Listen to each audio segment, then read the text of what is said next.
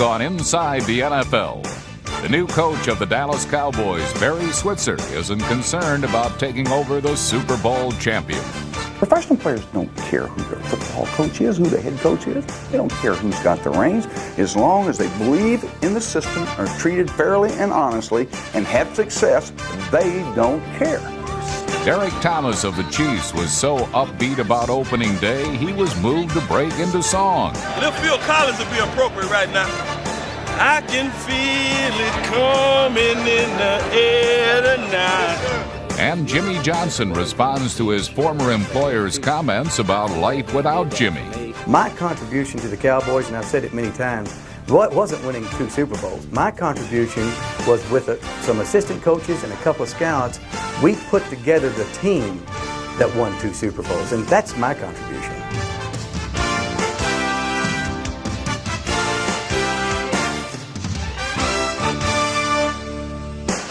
And now, the show the pros watch, Inside the NFL, with your hosts Len Dawson, Nick Bonacotti, Chris Collinsworth, and special correspondent Jimmy Johnson. Hello, everybody. Welcome to the longest-running show in the history of cable television. We're starting our 18th season. We've got some new additions this year we think you're going to like. One is Jimmy Johnson. He's joining the show. He'll be with us each and every week. The other addition is, if you look around, it's obvious, we have a new set, a new home. Yeah, it's like your old home in Kansas City is what this looks like. But I thought it was good of Nick Bonacotti to finally take that pay cut and allow us a new set here. I thought that was a good that's idea. HBO's version of the salary cap. But you know me, guys, I do anything for the team. Yeah, absolutely. I'll tell you, you didn't give me a chance, Nick and Chris, to say how nice it is to be back with you working on an exciting NFL season. Last year, Nick, some folks said the NFL is boring. It's not boring this year, particularly with the new rules changes that help the offense. Yeah, one thing is for sure, it's a constant. They never in the history of the National Football League have ever passed the rule change to help the defense. Now a defensive back, if he breathes on a receiver, he gets a 10-yard penalty. And if he happens to have bad breath, it's a 15-yard penalty.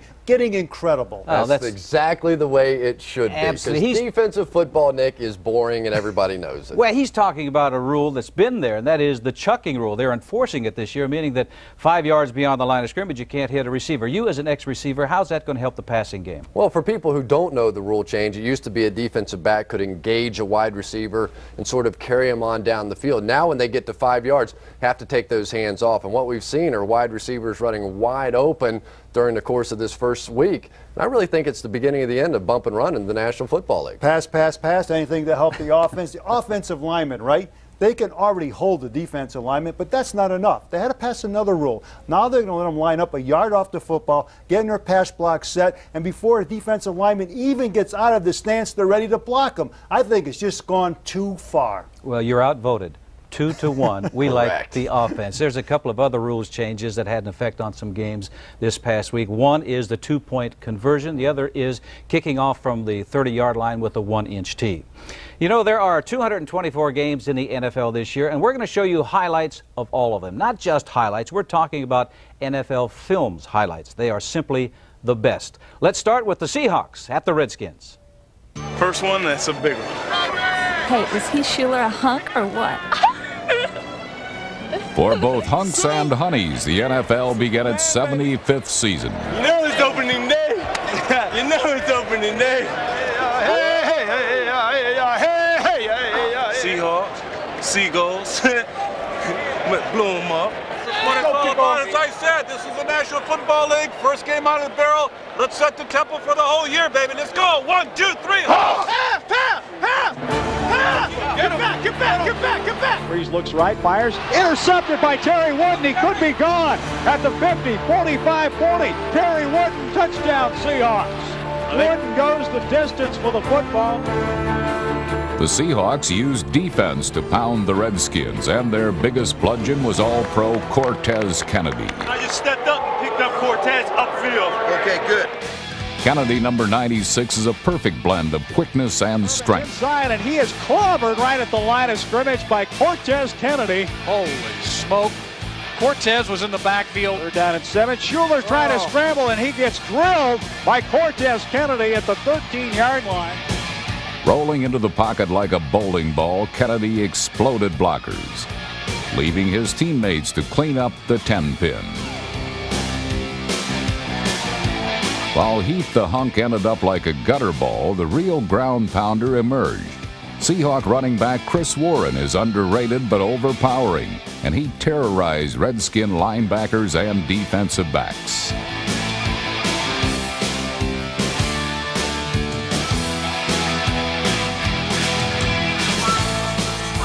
Warren, who ran for over 1,000 yards in 1993, rushed for 100 yards and scored 2 touchdowns against the overmatched Redskins. Stops in the formation, pitch to Warren around the right side, gets a block. Warren at the 10, Warren at the 5, touchdown Seahawks. The befuddled Redskins were blown out by a Seahawk team that seemed vastly improved from last season. Yeah, left field Collins would be appropriate right now. I can feel it coming in the air tonight. The sounds of Genesis would be nice to kick off the new season. Could y'all get him to put on left field Collins, please? After all, the Chiefs have a couple of players who seem to have been around since the beginning of time.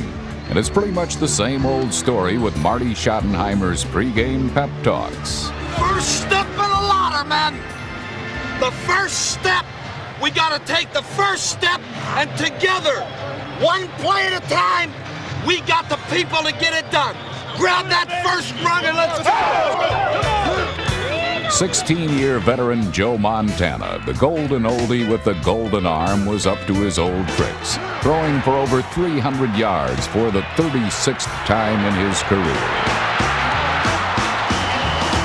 The NFL's version of Dorian Gray led the Chiefs to a touchdown on their first drive of the year. Football at between 11, split backs for Montana. 2-step drop, fires to the end zone, pass caught, Willie Davis, touchdown!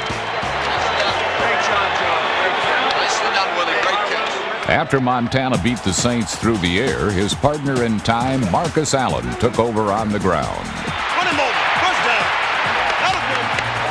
Since coming to Kansas City, Allen has proven to be a money player near the goal line, and with the help of Keith Cash, he was able to score 1 touchdown and fool the Saints on another. Hand off to Marcus Allen, going to the outside, touchdown! His 114th career touchdown! In the fourth quarter, Cash went in motion again, and with everyone expecting another handoff to Allen. Handoff, play fake, rather, and a pass near side. Keith Cash has it. Great fake by Montana.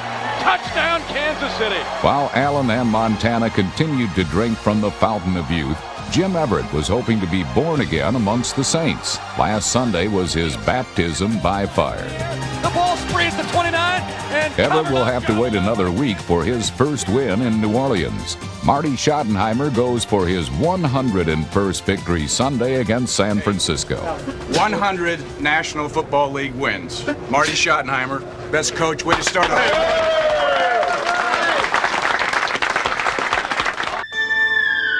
History was in the air Monday night at Candlestick Park. Wide receiver Jerry Rice entered the game needing 3 trips to the end zone to break Jim Brown's all-time career touchdown mark.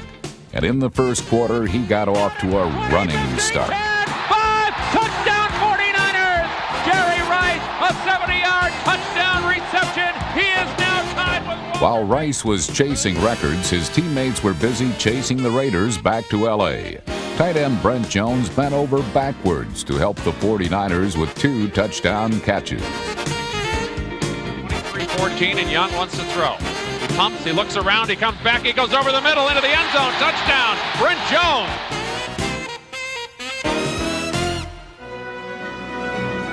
However, this game clearly belonged to Rice. Early in the fourth quarter, he tied Jim Brown's record in a way that was fitting tribute to the ex-Cleveland running back. He did it on the ground. He's to the 10. He's into the end zone. Jerry Rice has caught Jim Brown. With less than 5 minutes remaining on this magical night, the heir to the touchdown throne was king of anything thrown in the air. And he is looking for Jerry. And Rice is there. And he's into the end zone. He's done it. Jerry Rice. In the 75-year history of the National Football League. Rice has broken the plane of the goal line 127 times, more than any other player in NFL history, making him arguably the greatest receiver in the history of pro football. This Sunday, Rice will go up against the man who threw him more than half of his touchdown receptions, ex-teammate Joe Montana of the Chiefs. The fridge was very well stocked Sunday at the Meadowlands, but the Eagles suffered a giant case of heartburn thanks mostly to little David Meggett, number 30, who covered every inch of Giants Stadium.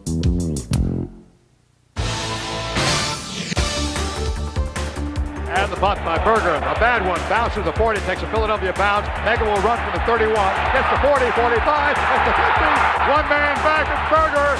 Berger slows him down, hits him, and he still takes the tackle. He will score! What a run! Almost 70 yards, Jimmy. The Giants' suspect defense grounded the Eagles, sacking Randall Cunningham 5 times. While Meggett continued to elude the Eagle defenders, engaging in a game of cat and mouse, disappearing at times behind his massive front line, which paved a blue highway into the end zone for his second touchdown of the day.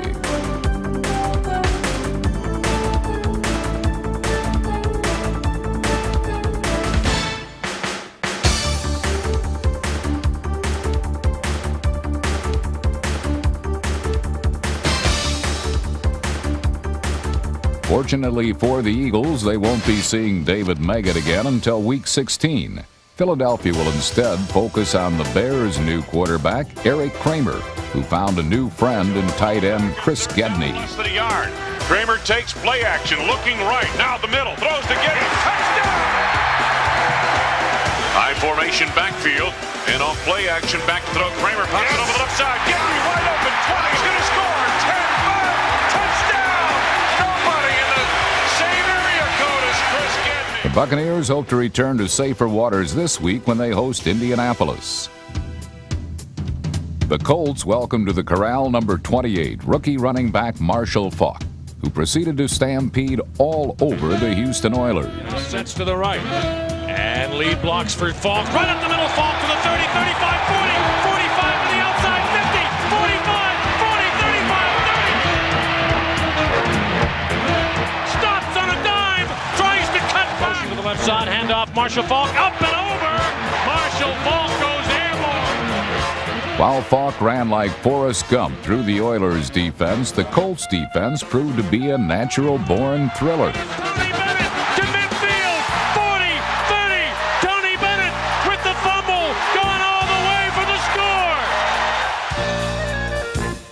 The Oilers found no relief as Indianapolis built a 42-0 lead behind Faulk, who gained 174 total yards and scored 3 touchdowns. 50, Oilers 40 to the left side. Oh, baby, did they call the right play. Marshall Faulk to the left side to the 10, to the 5, cuts it up, dives forward, and scores. Faulk's impressive debut gave the Colts an easy victory. The Oilers face the defending champion Cowboys this week and hope to leave behind a disappointing start. All day, all day, all day, all day. Let's have some fun with this all day. Last week, those Dallas Cowboys had their hands full in Pittsburgh. In particular, with Steeler All-Pro linebacker Greg Lloyd.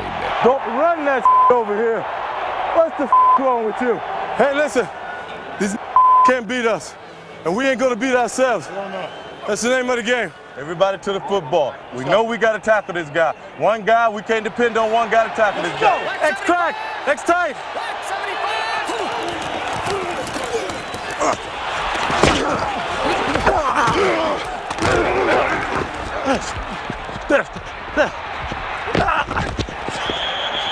Hey, hey, that's what I'm talking about. That's what I'm talking about.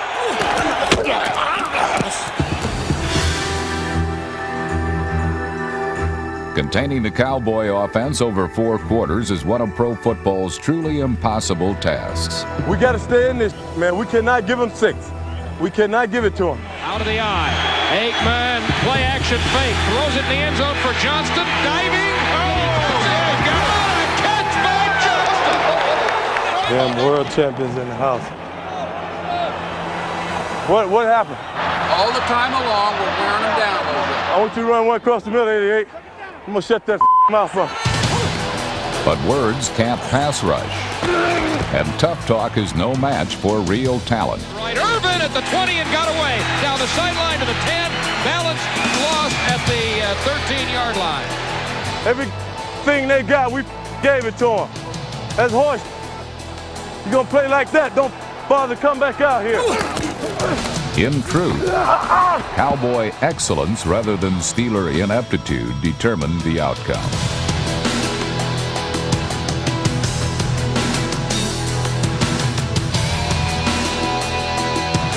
Aikman, pitch right, Smith. Two blockers in front, turns the corner, dives for the pylon. Touchdown, Emmitt Smith. That's all we're talking about. Miami! Joe Robbie! Woo! Miami, baby! Slap him down. For Greg Lloyd and the Steelers, some hard-edged reality. For the defending world champions, another impressive show. Hey, I got love for you, baby. And for media magnate Barry Switzer, the first step on a journey that could lead to NFL legend. We're taking them one at a time, and yeah, we have an opportunity to do something that maybe no other team's done, but there's a lot of football. Power running has been a long-time tradition in Cleveland. But if last week's opener is any indication, the 1994 Browns may well be defined by speed on special teams. Baldwin takes it at his 16, comes to the right, 30, 35, now back up midfield, breaks clear, 50, 45, 40, he's across the 30, one man to beat, stutter step, 10, 5, touchdown, Cleveland Browns, 84 yards, Randy Baldwin. Oh my, there was some jitterbug in there. Eric takes it at his 8-yard line, picks up a nice block, Caldwell, 15, 20, sidesteps a man, sideline, 30, 40, 50, he's gone all the way for a touchdown, Eric Metcalf, 92-yard punt return. Eric Metcalf's club record 92-yard return was one highlight. Another was the debut of number 99, the NFL's top draft pick, Big Daddy Wilkinson, who threw his considerable weight around to no avail.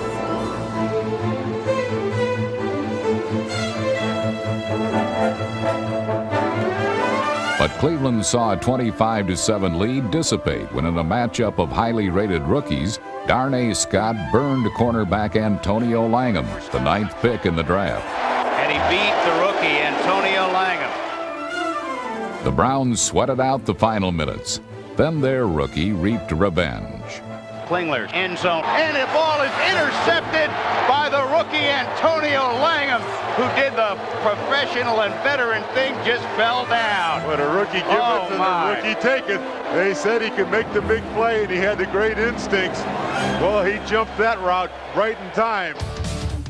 The Jets began the new year with a new coach and sky-high aspirations, but even they were shocked at how thoroughly they ransacked both Buffalo lines.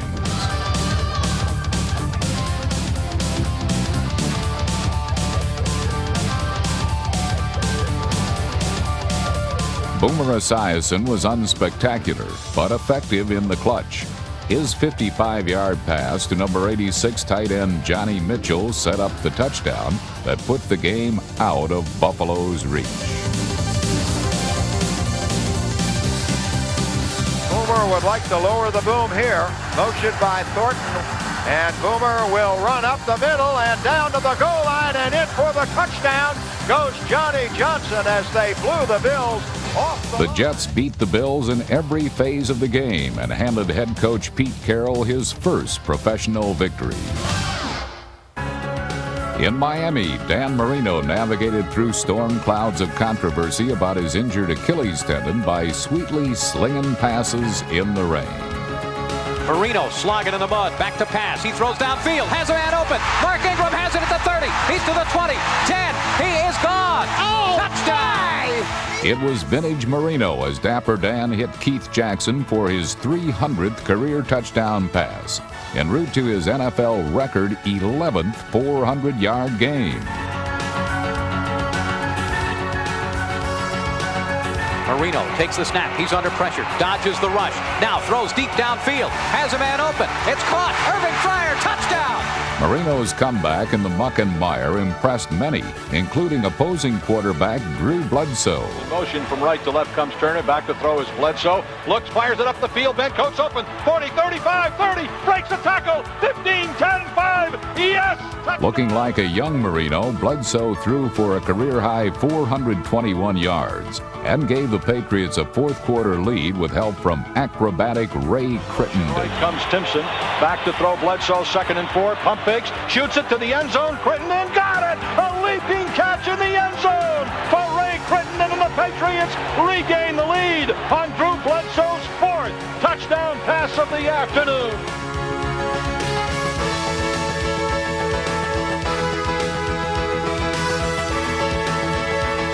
But Marino showed that he was still the maestro by firing his 4th and 5th touchdown passes of the game.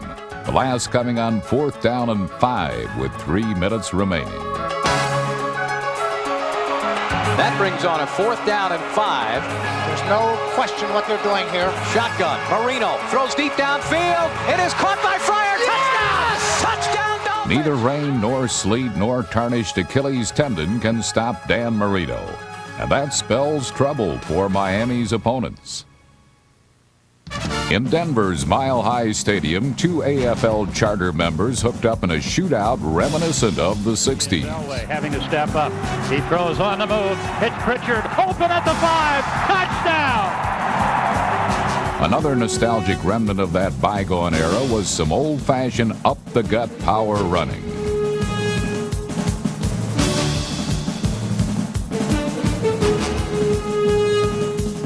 Russell's running outside. He's at the 15. Russell to the 10. Russell to the 5. To the end zone. Touchdown! The Broncos, who used to never lose at home, took a commanding 18-point lead in the 2nd quarter. But then Charger quarterback Stan Humphries ignited an aerial touchdown barrage that brought the visitors back from way behind. Humphries to throw. Looks long. He's got Jefferson open. He's got it. Touchdown, San Diego. He emptied the backfield. Everybody into the pattern. Great protection. He looks and throws wide open. A save. He caught it. Touchdown, San Diego. The sun set on Denver fortunes when Humphries engineered a whopping 19-play, 89-yard drive that put the Chargers in front to stay. Drone means to the goal line. Touchdown, San Diego, as he goes up and over the top. With 35 seconds left, the game was in the hands of the acknowledged master of the 2-minute drill. In motion right. Elway will roll right, wants to throw, steps up to throw, pump fakes, looks. Intercepted! It's intercepted by San Diego! Yes, they got the ball! Junior Seau. What a way for it to end.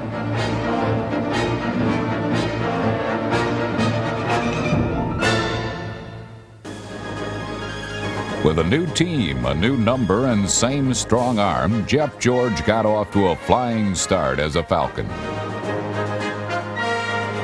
George to pass. A lot of time. He can run if he wants to. Deep down the middle. There's Rising wide open at the 25. Go, baby. 10-5. Kiss Andre goodbye. Touchdown. But some things never change. Despite throwing 3 touchdown passes, George's team still managed to lose the game. Anthony Carter's touchdown catch with 30 seconds left in regulation tied the game before Jason Hanson won it in overtime. Jason Hanson, can he do it? Hanson's kick is on its way. It's good. The Lions win it in overtime. 31-28. Jason Hanson wins it for the Lions in the season opener. Up next for the Falcons are the Rams, who last week hosted the latest reincarnation of Buddy Bowl.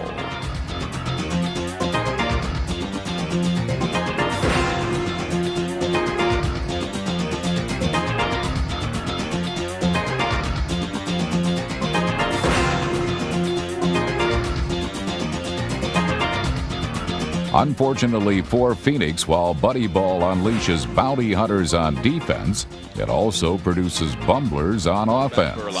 Wide receiver right is Randall Hill. They give it to the running back Sanders, and he is mauled by Los Angeles. Fumbles the football. It's picked up by Todd Light, and he will go all the way to the 30, the 20, the 10. He struts into the end zone. Touchdown, Rams. The Rams held on to win 14-12.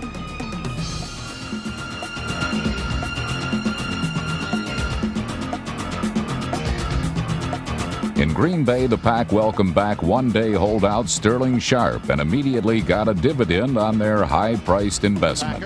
9:10 to go here in the first half of the game.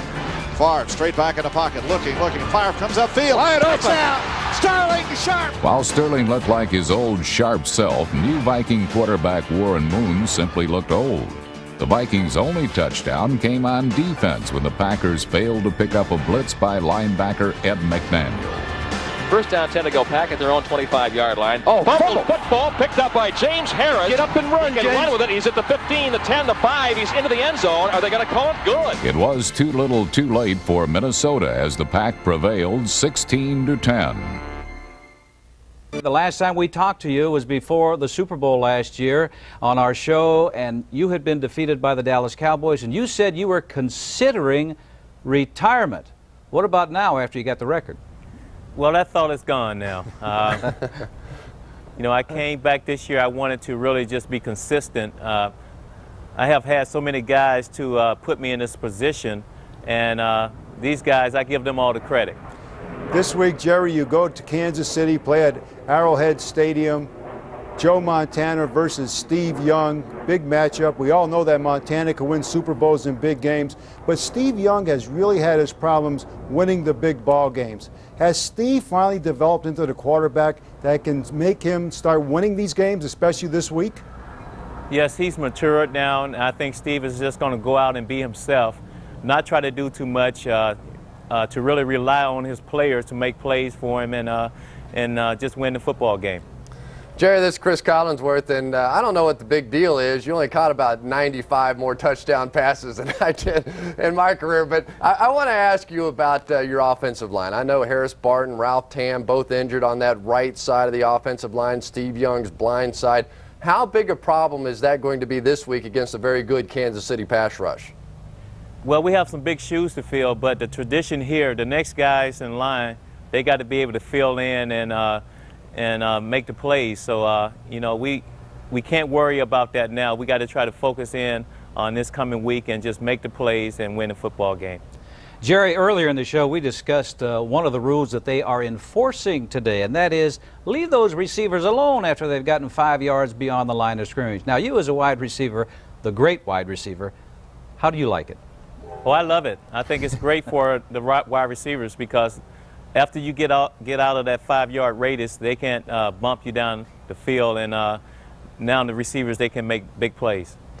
Jerry, how big now is the gap between the NFC and the AFC? The Raiders were picked by many to represent the AFC in the Super Bowl this year. You guys destroyed them.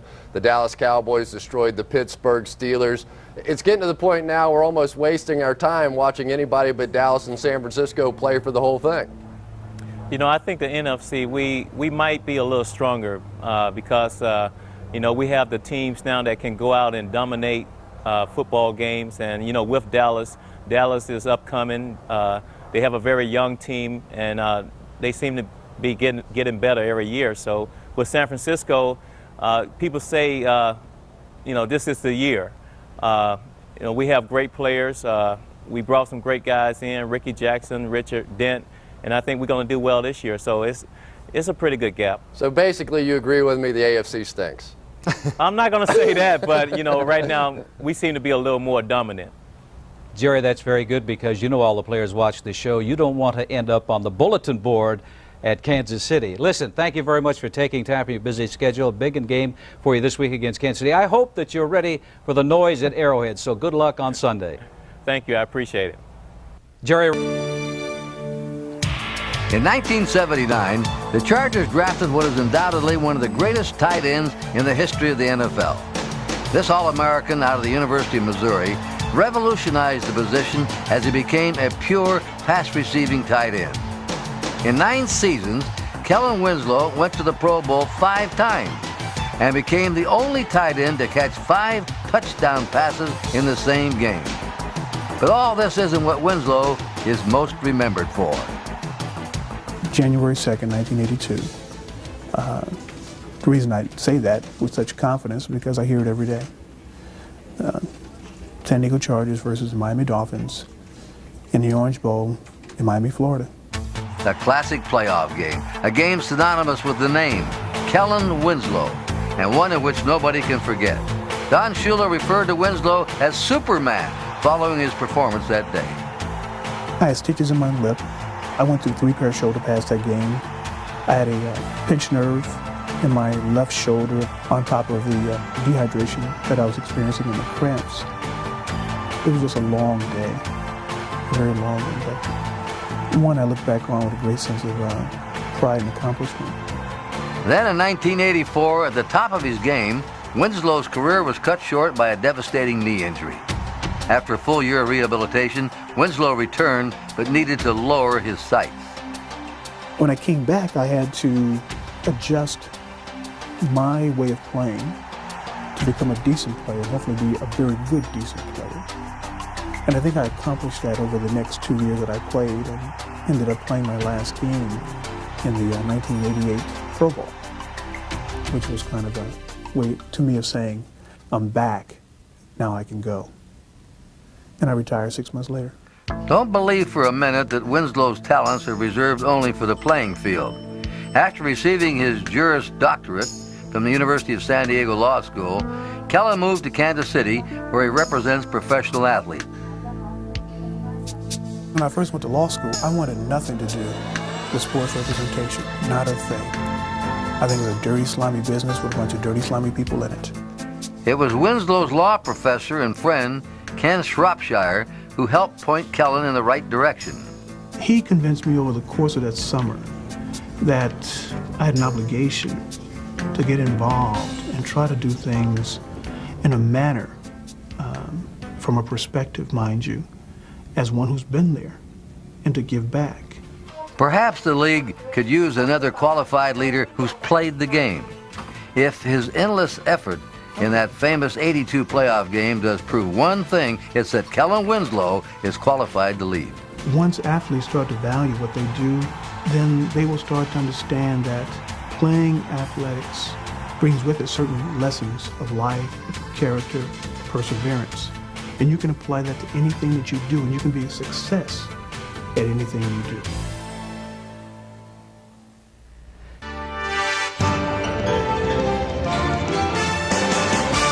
This week. Know that I don't care.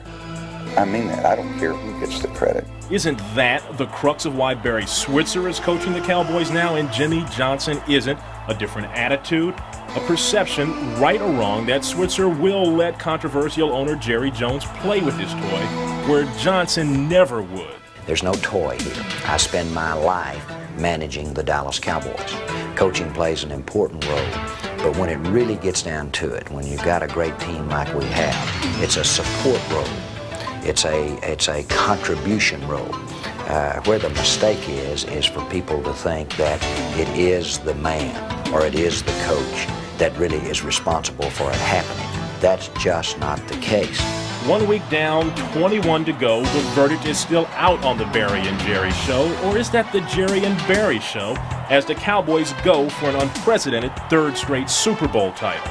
Yet most of the pressure is on Switzer because he's the one following the legend of Jimmy Johnson. But most of all because he's one of the very few people behind these walls who doesn't wear a Super Bowl ring. And the only way that pressure will be relieved is when and if the Cowboys win another. Even if we go 16-0 and happen to slip up and lose a playoff game, there'll be some people saying he didn't do it right. Yeah, he's ultimately judged by Super Bowls, right or wrong, good or bad. It's just the way that is. If we win a third Super Bowl, I don't care who they say did it. The fact is we did it, and no other football team can say that. So, that's the important thing. As always, it's winning that matters, keeping the system strong and the players productive. Professional players don't care who their football coach is, who the head coach is. They don't care who's got the rings. As long as they believe in the system, are treated fairly and honestly, and have success, they don't care. And I know that to be a fact. Switzer has already proven that to some players. Unsigned All-Pro guard Nate Newton was ready to leave the Cowboys when the coaching change was made, but I wound up coming back here. I talked to Coach Switzer one day. He said, well, Nate, what can we do? I said, you get me in camp. I said, you get me there by camp. Have me signed. 2 days later, I was signed. So, from that point on, if a man stick his neck out for me, I'm damn sure stick my neck out for him.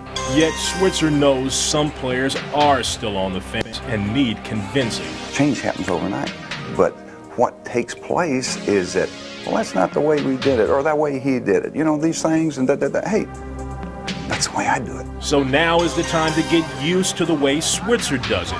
Better, worse, or just different. Jimmy had something to say every day to get guys focused and to kind of grab their attention, and that was the way he did it. Barry's a little bit different. I think you know, Barry only says something when he feels like he has something to say.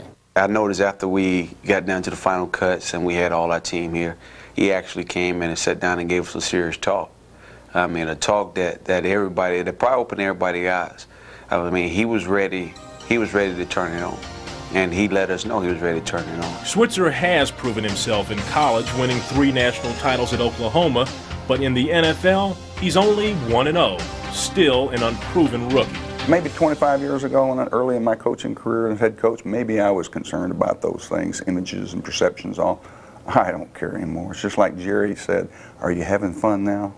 I'm going to tell you, I'm having fun now.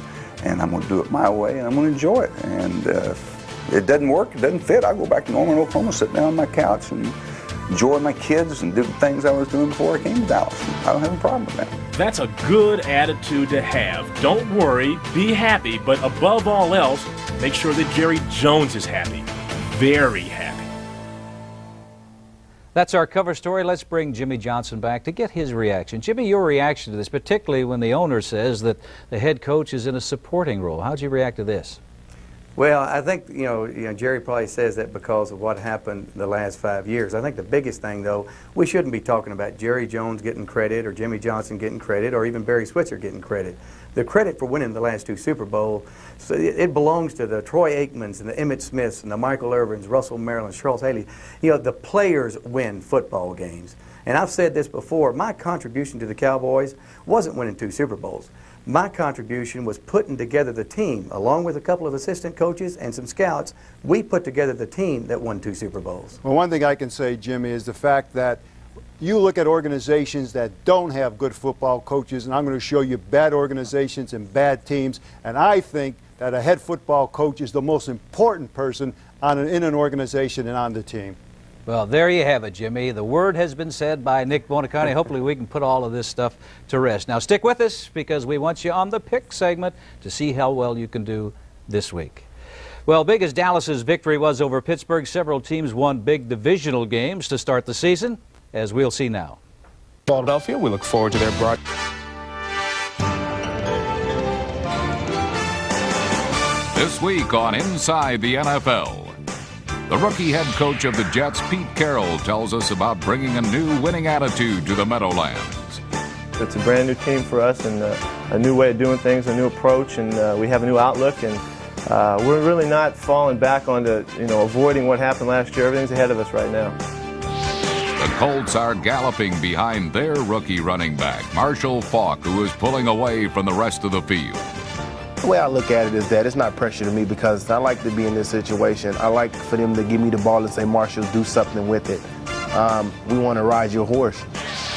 And following one of the most hyped games in recent seasons, Chiefs coach Marty Schottenheimer addressed his team. You guys stood tall. You reached down in the inner part of your gut and you did what had to be done. And I want to tell you something, guys.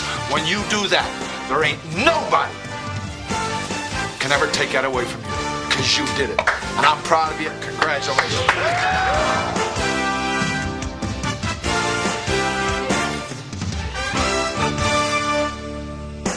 And now, the show the pros watch, Inside the NFL, with your hosts, Len Dawson, Nick Buoniconti, Chris Collinsworth, and special correspondent Jimmy. At sold-out Arrowhead, the Chop Shop was wilder than ever. This showdown with the 49ers was a date circled in red since last winter. The game was huge, but the game within the game was even greater. It marked the first battle between heralded ex-teammates Steve Young, the talented, impatient understudy to a living legend, versus Joe Montana, the venerable champion who was replaced by Young, then coronated as savior of the Chiefs. The dream matchup was approached in different ways. I was born on a discipline, child.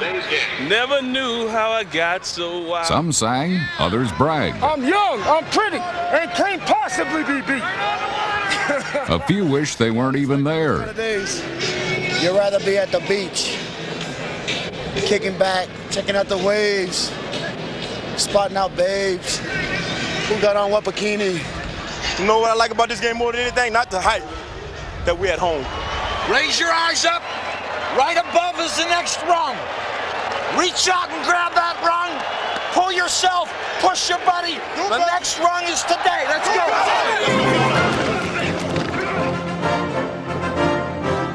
Promoters could have called it Mighty Joe Young, Clash of the Titans. And on the game's opening drive, it was Montana who landed the first punch.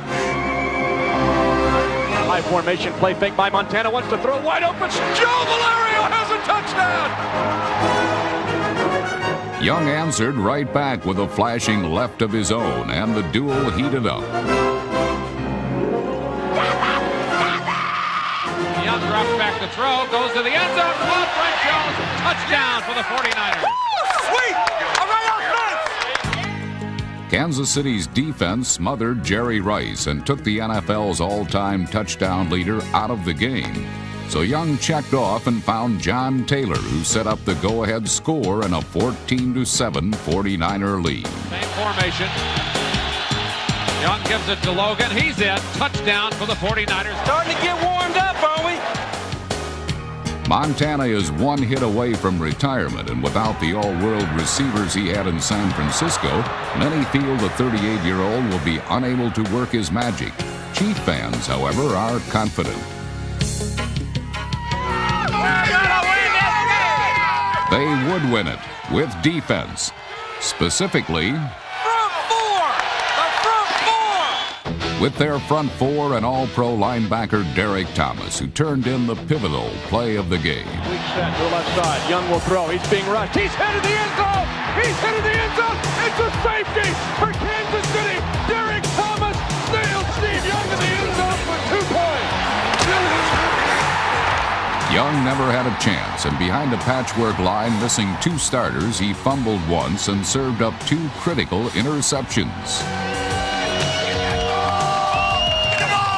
From his own 32, Young in trouble, steps up in the pocket trying to scramble. He can't get away. Now the ball's loose. A loose ball picked up by Jaime Fields at the 40-yard line. Finally goes down. Young to throw on first down. Sets up in the pocket, throws on the far side. Intercepted. William White got it. Jumped in front. The second interception of the afternoon for Kansas City. We got Joe! We got Joe! Indeed they do. And as always, Joe didn't let them down. Keith Cash, touchdown, Kansas City. Keith Cash, his second. A mistake-free performance from Montana, 4 turnovers by the defense, and Marcus Allen's 115th career touchdown won this hyped affair for the Chiefs.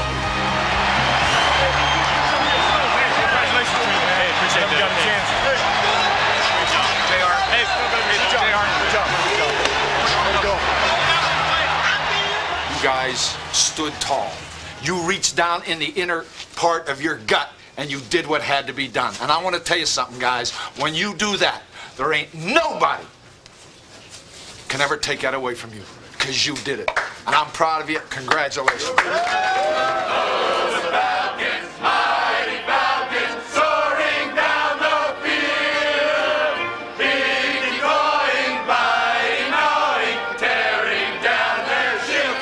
The Falcons have a new anthem, new coach, new quarterback, same swagger.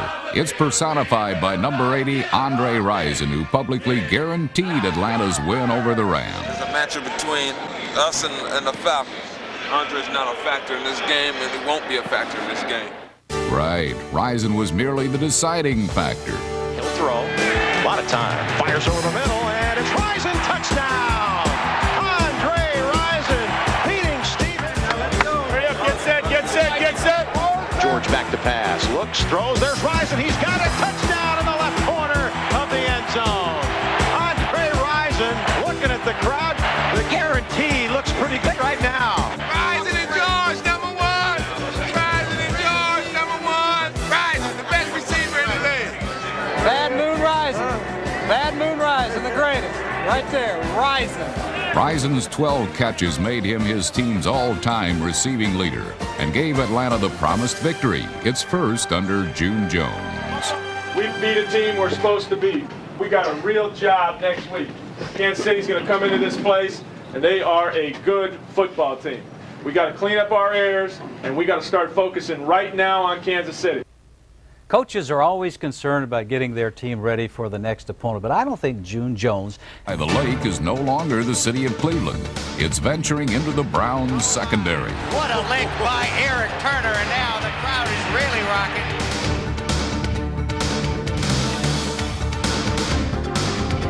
Although trailing early, the Steelers didn't get antsy. They didn't get fancy. They got Yancey. Oh, wide open down the left side. Yancey, thick pen, and we've got a Steeler touchdown. Beat that Don Griffin like an old horse, I'll tell you. Browns quarterback Vinny Testaverde played like he was in a game of dodgeball and recess. He kept hitting the other team with the ball. In all, he was picked off 4 times to boost his league-leading total to 6.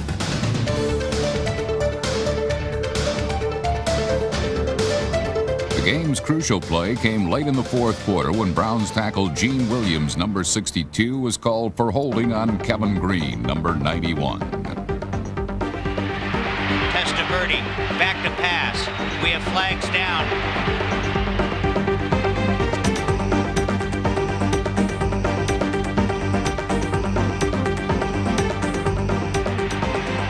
He's got carrier there. Touchdown, Cleveland Browns. They're going to call Gene Williams for holding. And that'll bring it back. The touchdown denied, the Steelers left Cleveland with a victory for only the 12th time since 1950 and left the Browns to prepare for Arizona. In the Valley of the Sun, Cardinal fans were trumpeting the arrival of Buddy Ball, the most eagerly awaited development in the desert since snakebite antitoxin. On defense, the Cardinals did their best to bash quarterback Dave Brown, but the newcomer quickly learned the fine art of delegating the football. Ball is on the floor. Gets his motion from right to left. Turns around, delayed handoff, Hampton, touchdown! Pass play is there. Touchdown Cross. And Cross is a big soft hand. Freaky old Jim McMahon came off the bench in the second half, but 2 late-game sacks by the Giants burst his balloon and sent the air whooshing out of Buddy Ball. The Giants return home this week to take on another NFC East rival, the Redskins. Last Sunday, the Saints played host to the Redskins and were looking to deliver the kind of knockout blow Seattle had dealt Washington in Week 1. But the Redskins were just as eager to beat a heavyweight. The sparring went on all day, with Washington, not the Saints, packing the most punch on offense. Saints 14, here's Freeze to throw again. Saints bringing people, he's well protected, throws to the goal line. Touchdown, Washington, Henry Ellard. Henry Ellard's first touchdown as a Redskin was followed by a 74-yard punt return by Brian Mitchell. 540, there's some room. He's at midfield making a move. He's got Barnhart beat. Brian Mitchell will not be caught today. That's a touchdown, Redskins. The Saints would never recover as Washington quarterback John Freeze threw a career-high 4 touchdown passes, including a second to Ellard. Sideline wide open. It is going to be caught by Henry Ellard for the touchdown. The Saints' bid for their first win of the season fell far short, and this week they must avoid going 0-3 at the hands of the Buccaneers. Or rather, from the hot hand of Tampa Bay quarterback Craig Erickson, who burned the Colts badly last Sunday. Buccaneers need to get it to the 39. Blitz threatened up the middle. Here's the snap. Erickson drops, gets the blitz, gets the protector, throws it downfield. As a receiver, it's caught! It's caught! Touchdown, Tampa Bay! Charles Wilson beat the coverage at a nickel. 50-yard TD throw and catch. On the Bucs' first touchdown, the Colts blitzed, sending 3 linebackers at Erickson. But the offensive line held strong with a key block coming from fullback Anthony McDowell. With time to throw and man-to-man coverage, Erickson found Charles Wilson over the middle for the 50-yard score. It would not be the only big play of the day for either Erickson or the line. Dropping Erickson. Good protection. Throws it over the middle. He has a receiver in the open. Caught by Jackie Harris. It is a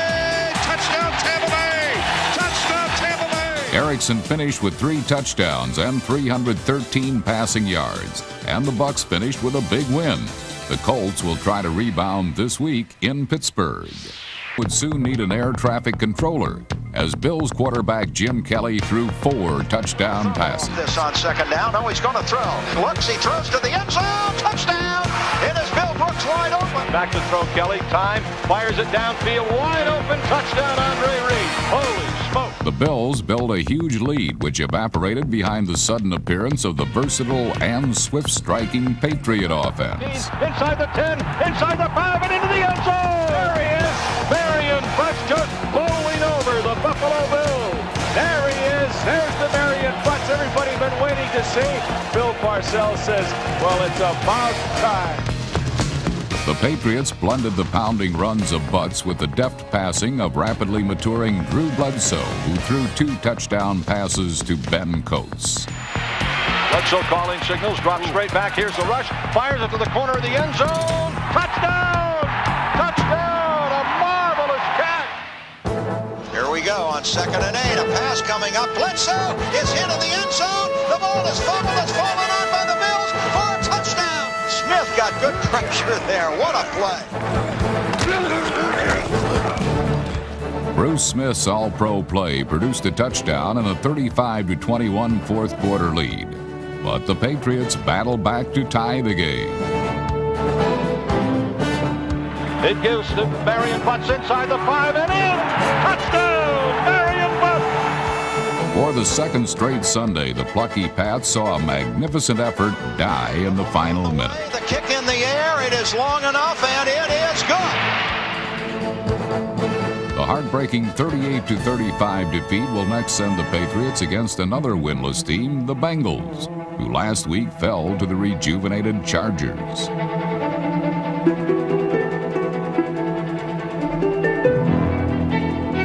It seems that whenever the Bengals take a few steps forward where opportunity and victory beckon, they immediately retreat, swallowed up by wrong turns and bad decisions.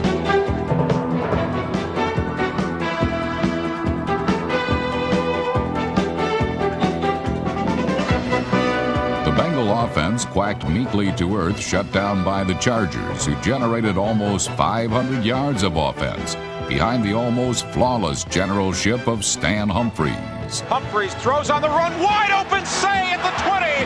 Touchdown, San Diego.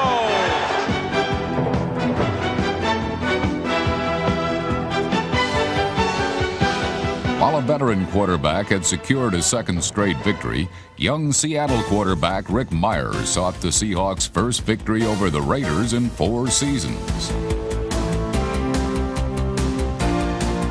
While the Raiders sought to crush and intimidate Meyer, it was the silver and black that was turned black and blue.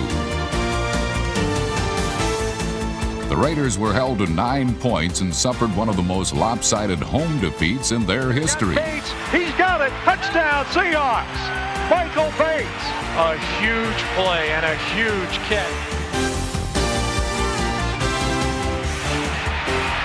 Screens it to Warren at the 40, 35, 30, gets a block, 25, breaks away, 20, 15, 10, 5, touchdown, Chris Warren. There were a lot of Raiders who just didn't want to make a tackle that time, Steve. Next week, the winless Raiders play the Broncos, who were in danger of going 0-2 for the first time since 1968. It's game time now. It's game time. We got to turn it up, huh?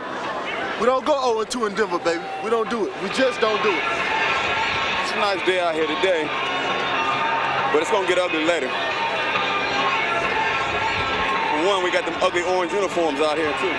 Hey, let's go out and play like we can play. Go out, bust our ass, hustle around, have some fun, eliminate those mistakes last year. A very costly mistake ended a potential scoring drive for the Broncos in the first period. Protected, throws right side, intercepted by Mo Lewis, and he has a clear shot to the end zone, being chased by Elway, but no chance. 20, 15, 10, 5, touchdown! But Elway rebounded with the help of his 2 new wideouts, Anthony Miller and Mike Pritchard, number 81. Hey! Where's the pass interference? Pritchard didn't get the call from the officials, but Elway called on him 9 times for 100 yards. Just keep throwing it like that, baby. We gonna catch it. And Miller was also a productive target. Sooner or later, Anthony Miller's going to make a big catch. They can't keep him down long. Elway back, pump fake. Now he throws the deep ball near side, short, and it is caught anyway. Touchdown by Miller. Every play, Boomer, they're gonna knock you out. After Elway's bomb, the Broncos lowered the boom on Boomer Esiason. Somebody got to step up and make the big play every time. Every time, make the big play. Somebody got to step up. It was Esiason who stepped up to key a 14-13 halftime lead. To the far side, caught by Moore, and he is down at the 1-foot line. First and goal to go. Esiason turns, it's a fake to Anderson, throw in the end zone, touchdown, Brad Baxter. The wound is open. You're about to commit surgery. Hey, Leonard, hold on to the rock, baby. Hold on to the rock. Don't let them get the ball, no matter what. These Broncos were going steady, very steady, as they marched downfield to assume a 19-14 advantage. Leonard Russell powers for the goal line, and he is in there. Touchdown. The Jets went back on top when Esiason hooked up with Rob Moore for a touchdown. Boomer back to pass on 1st and 10 from the 35 of the Broncos. Throw down the middle. The pass is caught. This contest eventually wound up in overtime, where Art Monk's 24-yard catch and carry gave another crafty veteran a chance to break the 22-22 tie. Lowry trying to win it. Hanson now calling for the ball. Spot. Kick on the way. The kick is up. The kick is good. Old pro Nick Lowry helped the new-look Jets improve their record to 2-0, the same mark as their next opponents, the Miami Dolphins. Coming up, highlights of the 2-time defending champion Dallas Cowboys, and a spotlight on former Cowboy and Super Bowl MVP, Randy White. Ain't what the hairspray guy said. Dallas's top men were on hand as the much ballyhooed Battle of Texas started out as a punishing war of attrition.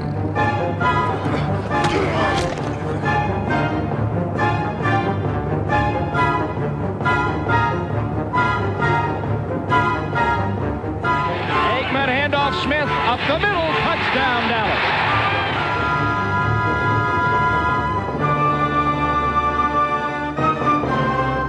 Brown cuts to his right, and he goes in. The teams traded touchdowns on the ground until Troy Aikman cited a few of his favorite targets to put the game away.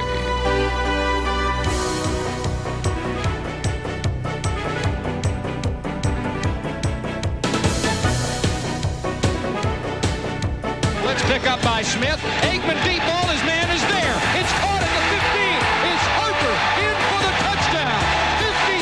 The Cowboys' win placed them at 2-0 entering this week's matchup with Detroit, who last week faced a new breed of Vikings whose defense ran hog wild over the Lion offense. Barry Sanders could have used a Harley-Davidson, managing only 16 yards on 12 carries, as the big play Minnesota defense set up the Viking offense for the only touchdown they would need. Loose ball, kick at the 25, still loose. Vikings have it. 26-yard line. Mitchell just taking a pounding. Moon takes the drop, looks to throw, fires to the sideline, wide open, touchdown. Minnesota, Padre Ismail. Warren Moon gained his first victory for the Vikings, who face NFC Central rivals Chicago this week. All eyes fell on Veterans Stadium in Philadelphia as the Eagles and Bears lit up the Monday night sky. Kramer back throw, pumps once now. Rainbow's the left side, going for Conway. Yes, The he's catch gone. to the 50. He's all the way to the 30, to the 20, to the 15, 10, 5, touchdown. Curtis Conway. But the Bears woke up from their hibernation 3 quarters too late, and Chicago was stopped dead in its tracks. Simply too far behind to overcome the aftershocks caused by the Eagles' Randall Cunningham, who passed for 311 yards and 3 touchdowns. He is floating it. Leaping catch for a touchdown, Calvin Williams. Cunningham back, has time. He's looking, he's firing for the end zone. Caught for a touchdown by Calvin Williams. He's got 2. Cunningham looking left, throws wide open. Maurice Johnson juggles, catches, and falls to the turf. No one touched him, and he basically slid into the end zone. Cunningham hopes to keep the Eagles flying high this week when they host the Packers, who last week faced another strong-armed quarterback who continues to see just how well his injured leg will hold up. Green Bay's Brett Favre has shown more poise this year as he passed for 362 yards against the Dolphins.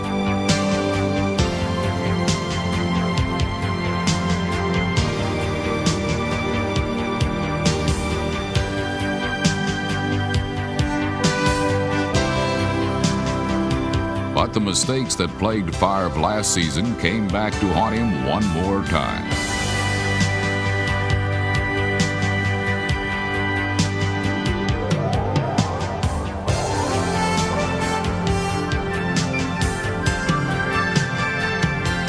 Dolphins' Dan Marino, however, was error-free, and although unspectacular, number 13 managed to account for 2 touchdowns that helped give Miami a 24-point lead that it would not relinquish.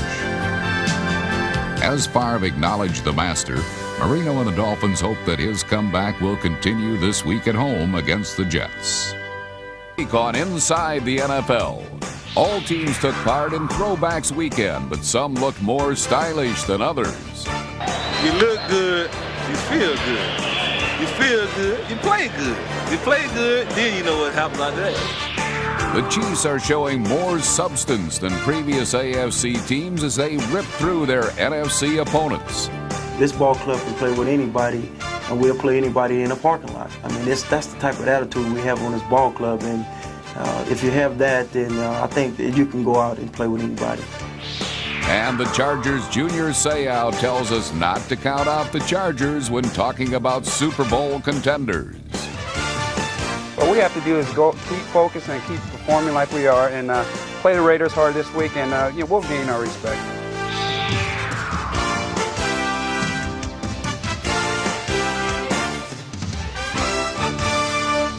Hi, I'm Len Dawson. Along with Mr. Nick Bonacani, I say that because he picked the winner of the Super Bowl game. We'd like to welcome you to this year's final edition of HBO Sports Inside the NFL. Besides the great footage we're going to have of Super Bowl 14 between the Pittsburgh Steelers and the Los Angeles Rams, we have a special feature. It's going to be the Offensive and Defensive Players of the Year and the Play of the Year. Hey, wait a minute. This is the 90s version of Inside the NFL, hosted by those 2 other stiffs and me, Chris Collins. Hey, listen, I liked it better when you and I are on a set, Lenny. This for his benefit. We went back 16 years to show you that Nick and I still remain the same. New York Giants fans are many things. One thing they are not is gutless, and neither is their football team. In NFL Week 3, the Giants and Redskins turned back the clock with throwback uniforms. But the Giants weren't much for sentimentality and quickly got back to the future via the forward pass.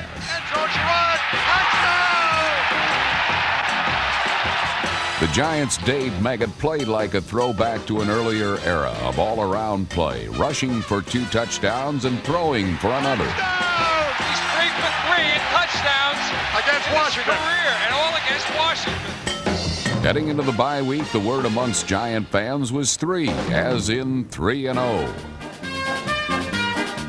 Clad in the uniforms of their predecessors, the Bills and Oilers squared off in the Astrodome in what had the look of an old AFL high-scoring shootout. But looks were deceiving, as the Bills had to rely on 5 Steve Christie field goals for all of their points. And it is good. And so now the Bills can breathe a little easier at this point. On defense, Buffalo defensive end Bruce Smith, number 78, manhandled fellow Pro Bowler Bruce Matthews, number 74, equaling a single-game best with 4 sacks and making life miserable for Oiler quarterback Bucky Richardson.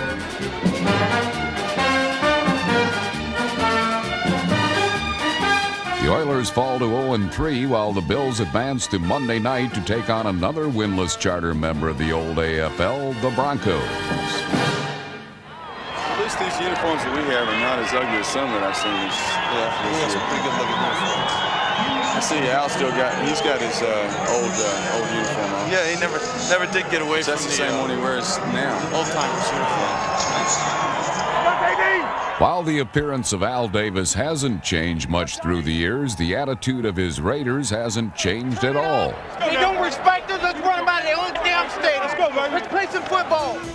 Last Sunday, the Raiders continued their domination of the Denver Broncos. Out to the right side, lets the pass go. Wide open in the middle, Montgomery at the 40, at the 30, he's to the 20, 10 to the 5. It's a Raider touchdown.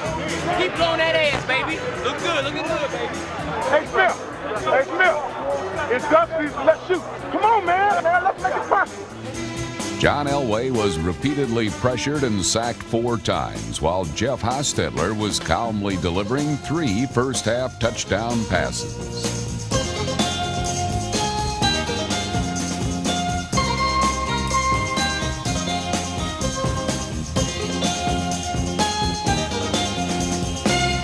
Tim Brown's brilliant 43-yard catch and carry ended a 21-point first-quarter barrage by the Silver and Black.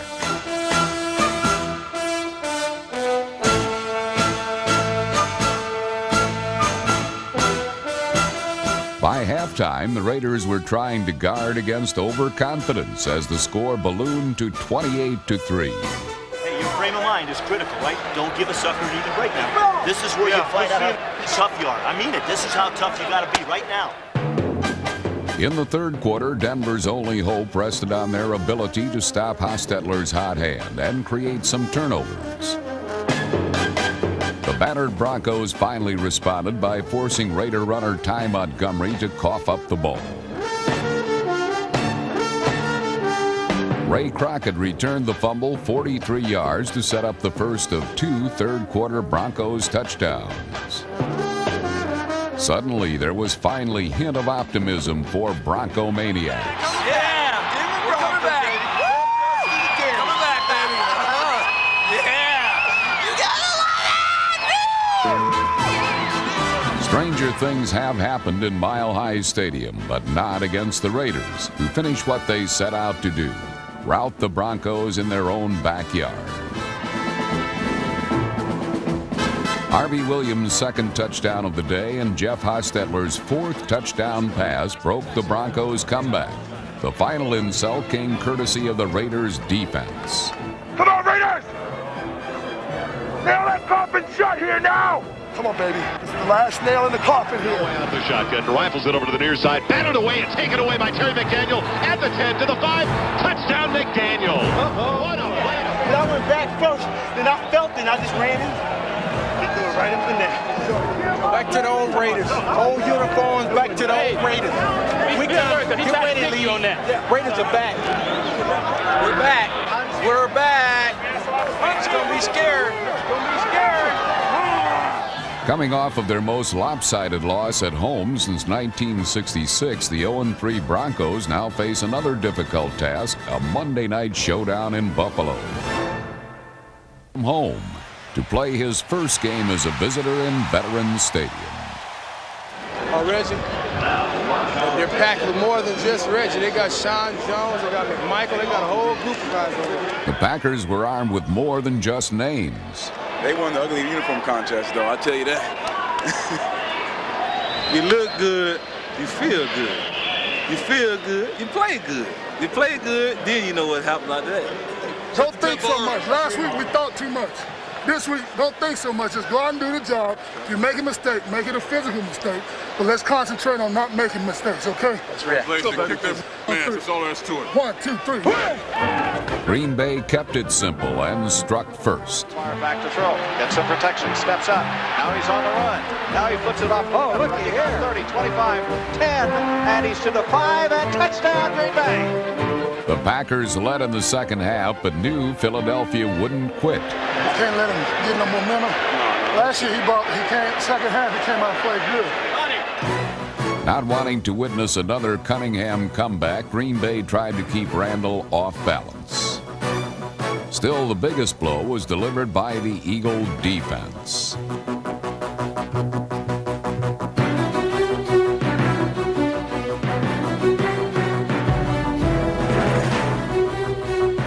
Philadelphia soon had first and goal on the 1. Randall with the sneak. Couple inches. Sneak. Inch about this much. Sneak. What we got? Sneak. Okay. Randall sneak one more time. He sneaks. He's in. Touchdown. The Eagles take the lead. Hey, Johnny, 15 minutes. Big time effort, huh? 15 minutes. A big time effort now, huh? 15 minutes. A big time effort. Freddie, way to go. Hey, 15 minutes. Gotta stop him. Here is Cunningham on the right to Hebron. He's play acting, faking, and now he's that's a fumble. The ball is loose, and it's back near the goal line. Who's got it? Apparently the Packers fall. The one thing they couldn't have happened has happened. Unbelievable. The Eagles' quest to run out the clock was doomed from the start. No, I called it wrong. Okay. So I went to a 61 audible. Because I know those guys. Randall's misfortune gave Green Bay a golden opportunity. Favre is back. He lets it go. Deflected. Incomplete. It all came down to one last play, one final call. 4-3 lucky Ringo, 77. Fourth down. This could be it right here. This is it, baby. This is it. Back goes Favre. He fires complete, but the tackle is made on Bennett. The Eagles are going to win this football game because the defense came up bigger than big. Yes. Yes, indeed. Great game. It's good to have friends, you know. In Tampa Bay, the Buccaneers and Saints truly reflected their early years, not only with their throwback uniforms, but with their anemic displays on offense as well. With both teams combining for only 142 yards on the ground, points came through the air, and this Craig Erickson to Jackie Harris connection proved to be the only touchdown of the day.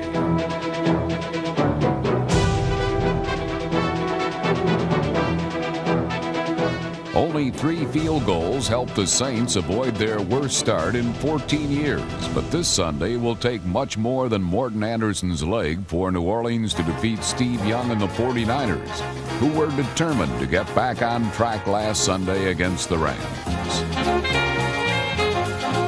Young turning left, he throws that football. It is caught with one hand in the end zone by John Taylor for the touchdown. Oh, what a pretty play.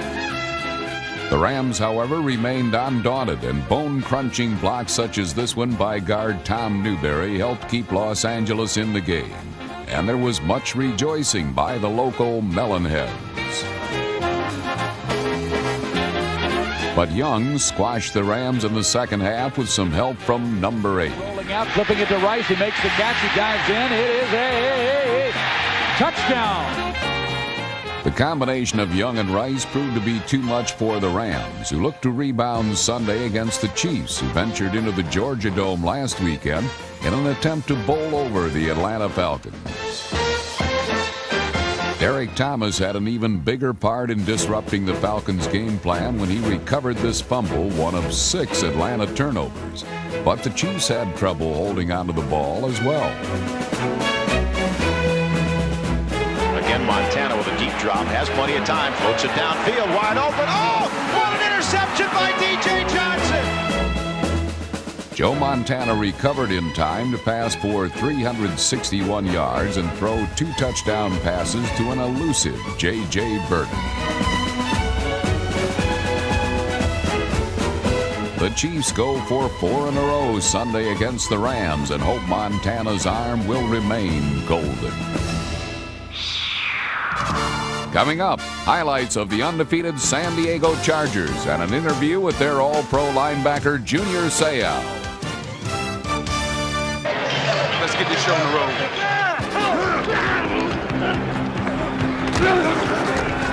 In the tradition of this old-time game, the Browns buried 35-year-old relic Jim McMahon in his first start of the season. The Cleveland offense, meanwhile, also relied on good old-fashioned power up front. Walter, can you beat his ass? All right, He's going to beat him. Our back is going to be Marshall. All right? Our tackle is going to be Joyner outside, right? Or whatever his name is, Simmons. Okay? If this guy ain't coming, we want to squeeze the out of those three guys inside. All right? So what we got to do is get a Smokey call. Smokey is Smokey. With blockers like Gene Williams picking up the blitzing Seth Joyner, the Browns were able to smoke the league's #1 ranked defense. At the 15, sidesteps a man, 10, 5, touchdown, Cleveland Browns. Good read by Vinny Testaverde. Cardinals came with the blitz and they got burned. Tommy Vardell's score gave Cleveland an 18-0 third-quarter lead. I saw you spinning. You just threw it hard in your gut. That's good. Great catch. Better run, though. Actually, one great Cleveland run was followed by another. Vinny straight back in the pocket, three-step drop, throws it complete to Alexander, 25, 30, 40, 45, 50, he's gone. 30, 20, 15, 10, 5, touchdown, Cleveland Browns, an 81-yard touchdown pass to the rookie, Derek Alexander, who gets his first taste of the dog pound. Derek Alexander and the Browns were also getting a taste of Cleveland's glory days of the 1950s and 60s. Those championship years of total domination on both sides of the ball. Throws a little looper, and Eric Turner intercepts 15, 20. Cuts back 25, 30, 40, 50. 40, 45, 30, 35, 20, 10, 5. Touchdown, Cleveland Browns. A 90-yard interception return for Eric Turner. And yes, they're going to get their shutout. You might be a running back too, huh? Guarantee they getting out of Cleveland would have lost. Game over. Game over. Love you, Mom. After their impressive win, the Browns may be a more popular pick this week when they head to Indianapolis. I had the opportunity to watch the guys show, and Collinsworth and I think Bonacani, they all picked the Cardinals to beat us. And again, you guys were wrong. Why don't you guys go with the Browns, and your record might be a little better on your picks. Gotcha. In Pittsburgh, the Steelers only looked as though they were refugees from the fashion police. Actually, they were just preparing to play catch-up. All set to go. The Steelers with those orange tops with black helmets and tan football pants. There's a kick end over end, deep down the middle, taken at the 5-yard line by Humphries, following Brewer up to the 20, through a hole at the 30, 35, cuts to the left side, 40. He may go all the way.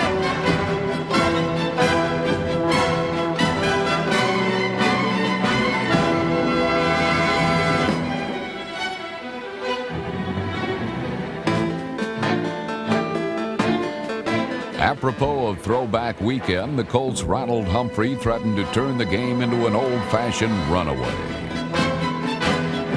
In motion, way back to throw. Donald looks, hit, fumbles the ball, picked up for the Colts, coming this way at the 30, the 40, the 50, and it's going to score. It's going to be Quinn Coriat. The Colts' 14-0 lead was really nothing more than smoke and mirrors, however, as the Steelers went back to basics, which means a back named Barry.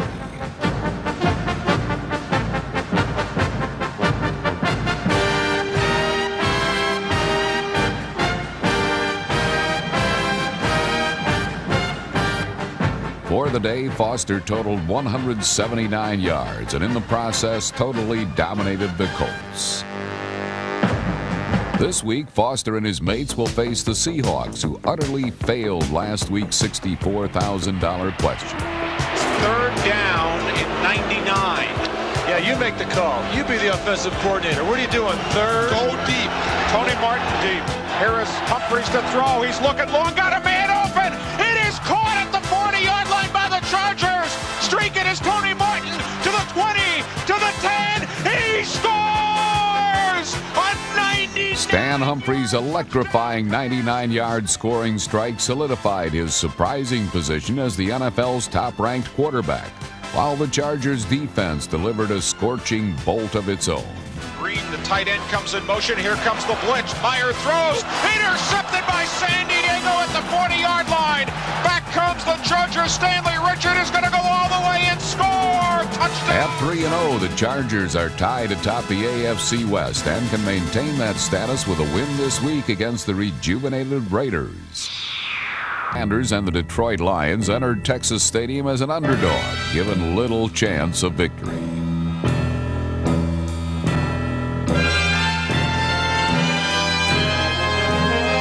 For Troy Aikman and Emmitt Smith, it seemed business as usual as both had solid outings, spotting Dallas an early lead.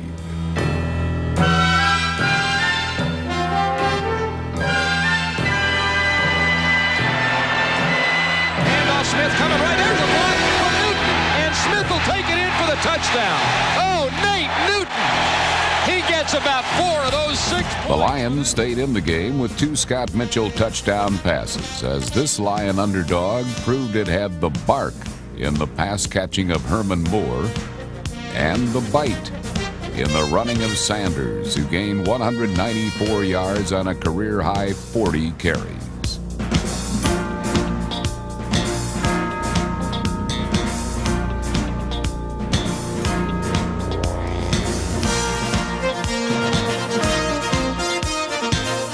Cowboys could not figure out how to stop Sanders, who helped set up kicker Jason Hanson for the game-winning field goal in overtime. 44-yarders away. It's very long. It's good. For Dallas, it was their first regular season loss since last November, while for Detroit it was a Cinderella finish, complete with a fairy tale ending for Jason Hanson. The Lions look ahead to the Patriots, who last week arrived in Cincinnati and dealt another blow to the struggling Bengals. Second and goal at the Bengal 3. Straight I formation behind Bledsoe.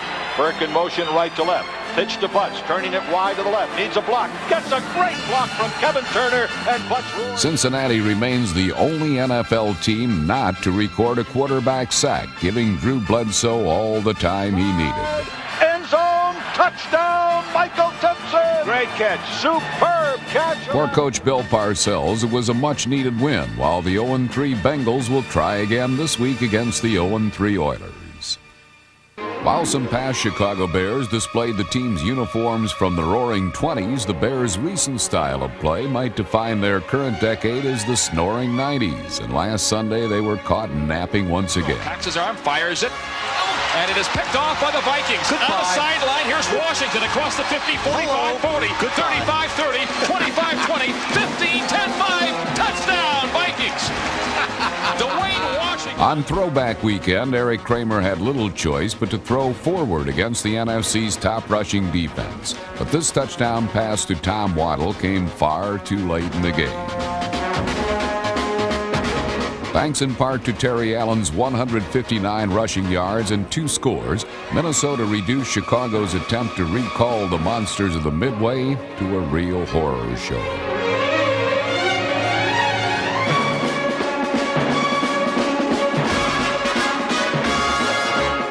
This week, Minnesota makes a run at Miami's league-best rushing defense. But last Sunday, the Dolphins' concern at the coin toss was stopping Joe Namath.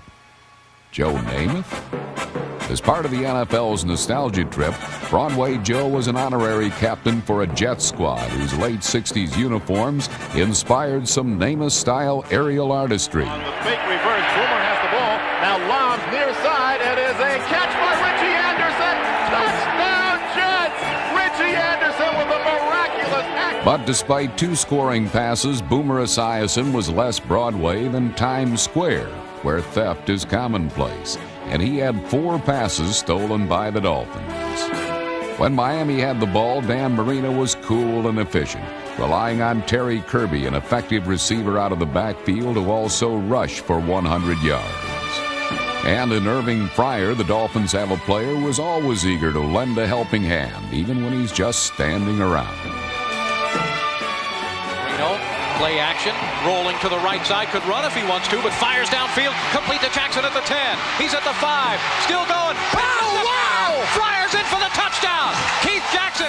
So far, the 1994 Dolphins have something in common with the 72 Dolphins, a spotless record, and they'll seek to maintain it this Sunday against Minnesota.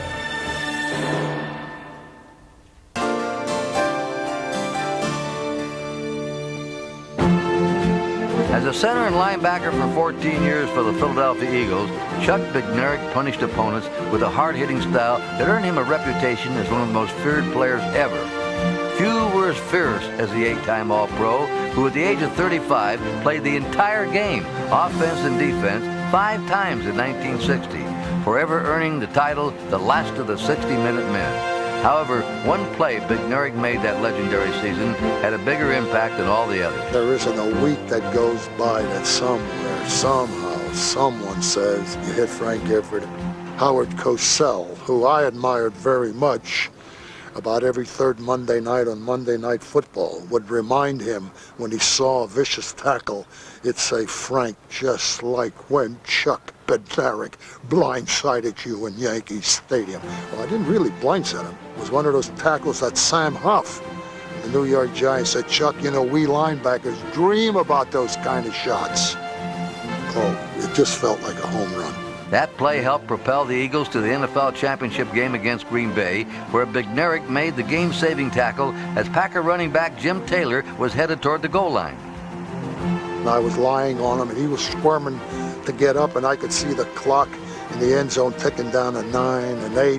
There was no more timeouts left, and when I saw the thing hit 0, I looked at him and I said, you can get up now. This game is over. Chuck savors moments like those because as an 18-year-old kid flying on a bomber over Germany during World War II, staying alive was a day-to-day battle. After about the 4th mission, I said, wow, I don't know if I'm going to survive, and if I don't, maybe they won't recognize my body, so this is a fact.